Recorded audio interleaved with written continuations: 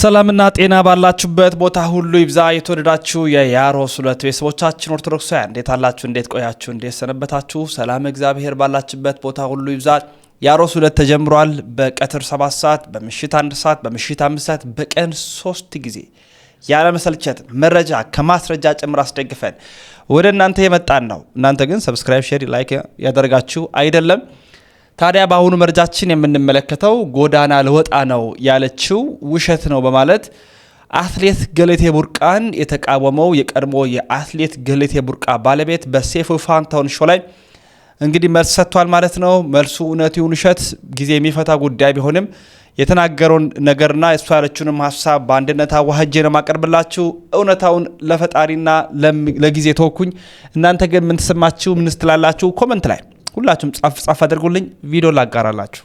ለእናትየው አዋሾ ቀበሌ ላይ ለእናትየው ያመጣናቸውን የመኖሪያ ቤት 400 ካሬ ቤት ቪላ ያለው ሰርቪስ ቤት አከራይቶ እንዲጠቀሙ በግንብ ያጠርኩት አደገኛ አጥር ያለው ሴፍቲያቸው እንዲጠቅበቅ ልክ እሷ ለእኔ እናት እንዳረገችው ወይም ደግሞ ለእሷ እናት አድርግ ያለው ነው አድርጋለች። እኔ ለእሷ እናት ነው ያደረኩላቸው፣ ግን የጋራም ቢሆን እሷ ደግሞ ለእኔ ክሪስ ክሮስ ነው ስላልኩ አንተ ደግሞ ሻሸመኔ ለወላጅ እናቷ እውነት ነው የቻልኩትን አድርግ ያለው ነው አድርገናል በጋራ በጋራቸው።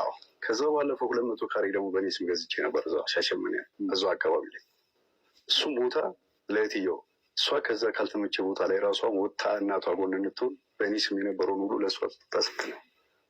እነዚህ ስለምን አይጠቀሱም? እውነት ሀቅ ካለ እውነት ከሆነ ለምን ዝም ብሎ ቀስታ እንደ ቦታ ዝም ብሎ ይወረወራል? ምንድነው ትርፉ? ማጥቀት። እንግዲህ አሁን ዛሬ የተገናኘ ነው። ቅድም እንዳልኩ እዛ ጋር የተነሱት ነገሮች ሁሉ ምላሽ ይፈልጋሉ እና ምላሽ የምናገር አለብኝ ስላልክ ነው እንጂ ለምሳሌ 5 መኪና ጉዳይ ተነስቷል። ቅድም ብለሃል። ለምን በማስረጃ እንዲህ እንዴ በነ ገለቴ ቡርቃ ደረጃ ሳይሆን ከዛም በታች ያሉ አትሌቶች በተለያዩ ዓለማት ላይ ሮጦ የሚያፈሩትን ሀብት እናያለን። ህንፃ ይሰራሉ፣ ሆቴል ይገነባሉ እና እነዚህ ሰዎች ሀብታቸው ከየት እንደሚመጣ ግልጽ ነው። ለፍቶ በላባቸው የሚያመጡት ነው እና 5 መኪና የታለ? 5 መኪናው ሊብሬ ምናምን አላልንም። 11 ቤት የታለ? የቤቱ ካርታም አላልንም። ቁጥሮችን ግን ተቀብለናል። ጀግና አትሌት ነች። ከአሁን በፊት ከሰራችው ስራ አንጻር ማለት ነው እና ከዚህ አንጻር ምን ላይ ስትበት የ5 መኪናውን ጉዳይ ስለተነሳ ነው። ወደ 11 ቤት ነው። ከ11 ቤት በጣንዱ ቤት ነው 10 ቦታ ማለት ነው። ቤት ያለበት በሙሉ ማዞር ጀመርኩ ማለት ነው። እገዳው ይዤ ማለት ነው። እሺ ይሄ ቤት ሁሉ በሰው ስም ነው አለው ሲዞር ማለት ነው። 11 ቤት 11 5 መኪና 11 የሚባለው በፍጹም ውሸት ነው። አስፈላጊ መጥቀስ ከተፈለገ የነበሩትን መጥቀስ ይቻላል። መረጃም ማስረጃም አለው። እንዳልኩ ህግም ይዞት ህግ ጥግ ያደረሰው ነው። ህግ ለእኔ የሚያዳላበት ለእሷ የሚያዳላበት ምንም ህግ እኔ እኩል እንደሆነ ነው የምረዳው። ነውም ደግሞ ህጉ አጠቃላይ ንብረታችሁ እንድታስተዳድሩ ክልና የነበረው አንተ ጋር እውነት ነው። ጉዳይ የምትለው አንድም እሱ ነው። በጋራ ያፈራነውን ሀብት ለማጣቴ ምክንያት ሆኗል። በጊዜ ቦታ ያዙ። ያን በተመለከተ የታል ስንል የታል ብለን ስንጠይቅ ለምሳሌ ተሽጦ ገንዘቡ አይገባም ወይም ደግሞ ውክልናው መሰረት በማድረግ ከእናቱ ጨምሮ እንግዲህ ለእናቱ ጨምሮ የተለያዩ ነገሮችን በመሸጥ በግሉ ተጠቀመ ነው እንግዲህ እንዲያለው እንደገባኝ። ለዚህ ምላሽ ስጥበት። ኦኬ በመሰረቱ አንድ ውክልና የምትሰጠኝ አንድ ሰው የሚሰጥ የእሱን ስራ እንድትሰራለት ነው። አሁን የእና ሰው ባልና ሚስት ነን። ግማሹ የእኔ መብት ነው፣ የእሷን ግማሽ መብት ነው ለእኔ የሰጠችው። ምክንያቱም ያን ቦታ መሯሯጥ አልችልም። ስራ ቢዚ ደክሞኝ እመጣለሁ።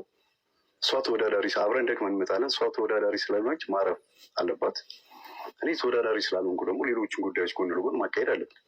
ምክንያቱም ፕሮፊቱ ምንድነው? ማረፉ ነው። ለዛኛው ለሚጠብቀው ውድድር ማረፉ ነው ግብአት። አቅምን መልሰህ ሰብስበህ ትሪት አድርገህ ነው የምትሄደው እንጂ ትሬኒንግ ሰርተህ ብትወዝማ እንኳን ውጤት ማምጣት አይደለም ለመንቀሳቀስም አመቺ አይሆንም። ለመራመድም ሊቸግር ይችላል።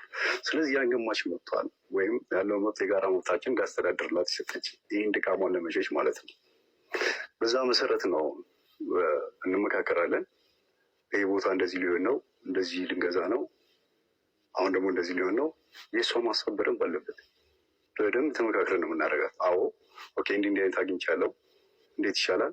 እቃ ንግዛውና የተወሰነ ጊዜ ቆይቶ ተገላብጦ ደግሞ የሆነ ፍራንክ ያምጣ 50 ሺህ የሚያመጣ ያሽም እኛ ይጠቅመናል። ስራ ነው፣ ጎን ለጎን ስራ ማለት ነው። ይሄኛው የአትሌቲክስ የስፖርቱን ስራ ደግሞ በእንዲህ ባላች ነገር መጥቀም ማለት ነው። ሳይኮሎጂካልንም ማረም ማስተካከል ማለት ነው እያለን እንግዲህ እንደዛ እየሰራ ነበር የምንመጣው። በውክልናው ደረጃ ላይ ጉዳት መጣብኝ የሚለው ነገር እኔ በፍጹም ሀቅ አይደለም ብዬ አምናለሁ። አገልግሎት ነበረ ችግር፣ በዚህ ምክንያት ችግር አመጣብኝ የሚባል ነገር ካለ መተው መወያየት እንችላለን። ምናልባት ያንተም ወላጅ ስም ተነስቷል። ያንተ ወላጅ ስም የተነሳው እንደውም አንደኛውን ቤት ለወላጁ እናቱ ሸጠ ነው። ምናልባት እስኪ ቪዲዮውን አይተነው እንመለስ። ኢቭን መንግስት ሽልማት ሰጥቶኛል ብያለሁ። ገርጂ መብራት ኃይል አሁን እሷ እንዴት ኖረ ያመጣሁት ማለት ነው። ሙሉ እቃውን ቤቱን አሟልቼ እዚህ ቁጭ በሉ ብዬ ከቤታቸው ከዛ ከማይመቻቸው ቦታ አንድ ብርጭቆ ይዞ እንዳይመጡ ሁሉንም አሟልቼ ያስቀመጥኩት እናቱ እናቴ ናት ብዬ በቅንነት ይሄንኑ ለእናቱ በ200,000 ብር ይሸጣላችኋል። ያው እንግዲህ አይተዋል። ለዚህ ያለህ ምላሽ ምንድን ነው ታደለ? መልካም ሴፍሻ፣ ይህን ነገር ለእናቱ እንደዚህ ያደረኩ ስትል ለእናቴ ደግሞ እንደዚህ አድርገንላታል አላለችም። እውነታው ግን ምንድነው መሰለህ 2002 ላይ የእሷ እናት ማለት የኔም እናት ናቸው። እናቶችን ኮፈሌ ነበር የሚኖሩት። ኮፈሌ እየተመላለስም ነበር የምናግዛቸው የምንጠይቃቸው ምናምን ማለት ነው። እንደው ላይ እሳቸውን ሻሸመኔ 400 ካሬ ሜትር ቪላ ትልቅ ቤት ያለው ገዝተን ማስፋፊያ ያደረግለት ሰርቪስ ቤት ሰርቼለት ሁሉ በቃውን አሟልቼ ማለት ነው። አሟልተንም አንድ ላይ ምቹ አድርገን እናትየውን ከኮፈሌ አምጥተን ሻሸመኔ እዛ ቤት ላይ አሳረፈ ግቡ ብለን በፍቅር የሰጠናቸው አንድ ቤት አለ። ይህን ካረግን በኋላ ነው ገርጂ ኮንዶሚኒየም ሽልማት አይደለም ሲጀመር።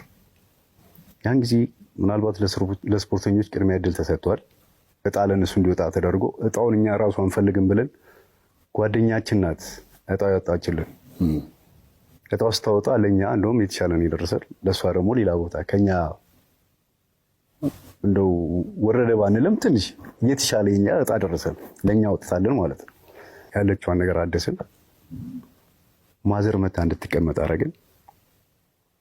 5 ዓመት ሲሞላው ነው ካርድ እንትን ሰርቲፊኬት እንኳን የምትቀይረው ካርታ የምትቀይረው። ኮንዶሚኒየም የገዛ ነው 152,000 ምናምን ብር ነው። ስሊፖችን ላሳይ ይችላሉ፣ ደብዳቤዎችንም ላሳይ ይችላሉ። ሽልማን ሳይሆን በሽያጭ ነው የገዛ ነው ከመንግስት ከቤቶች ኤጀንሲ። ይህም ቤት ወዳ ፈቅዳ በራሷ እናቴ እናቷ ናት፣ የእሷ እናት የኔ እናት ነው። የምንኖረውም ለእነሱ ነው፣ ለቤተሰባችንም ጭምር ነው የምንኖረው። እኛ ብቻ በልተን ሌክጀሪ ነገር ብኖ ባዶ ቀፎነት ነው። ህይወት ለእናትም ነው፣ ህይወት ለወንድም ለዘመድ ነው፣ ህይወት ለሀገር ነው፣ ለጎረቤት ነው፣ ለሀገርም ጭምር ነው አይደል? ህይወት የምትኖረው መኖር ማለት ይሄ እኮ ነው። የህይወት ትርጉሙ ይሄ ነው እኮ። አለበለዚያ እኮ ሳር እየጋጡ ዝም ብሎ መዞር ይቻላል። ምን ያለፋናል? እንደዚህ ምን ያደክመናል? ይሄ እዛ ጋ ያረኩትን ትሪትመንት ስታይ እኔ እንኳን ይሹን አላውቅም። እኔ ክሪስ ክሮስ ነው የምወደው። የኔን ቤተሰብ ሌላ ሰው እንዲረዳ እንፈልገው፣ የዛን ሰው ቤተሰብ እኔ እንድረዳ እንፈልገው። እርካታም ያለው ያ ነው። ያን ስላረኩ ብቻ በራሷ ሁሉ ተነሳሽነት ነው ለማዘር በራሷ ስሟ ይዞርላት፣ ካርታ ይሰራላት፣ ሰርፕራይዝ እናደርጋት አለች።